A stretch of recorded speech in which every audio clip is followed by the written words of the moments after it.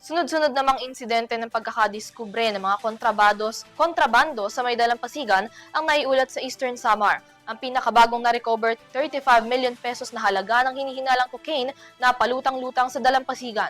Si Chelsea Victoriano para sa Balitang Pulis.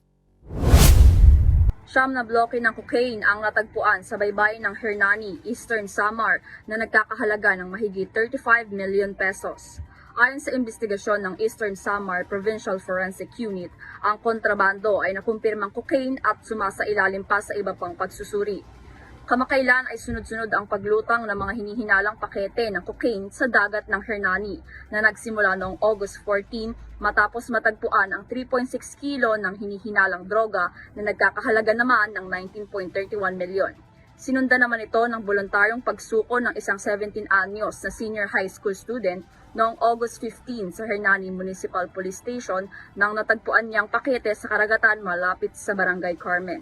Ang pakete ay naglalaman ng 1.4 kilo na hinihinalang cocaine. Habang noong August 16, isa pang insidente ng lumulutang na kontrabando ang narecover at isinuko sa mga otoridad.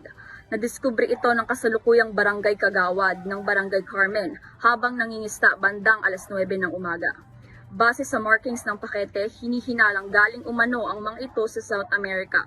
Lahat ng mga kontrabandong na-recover ay isinailalim sa pagsusuri ng crime laboratory upang makumpirma ang mga nilalaman ng mga ito. Para sa EuroTV News, Chelsea Victoriano, sumasaludo sa bawat Pilipino.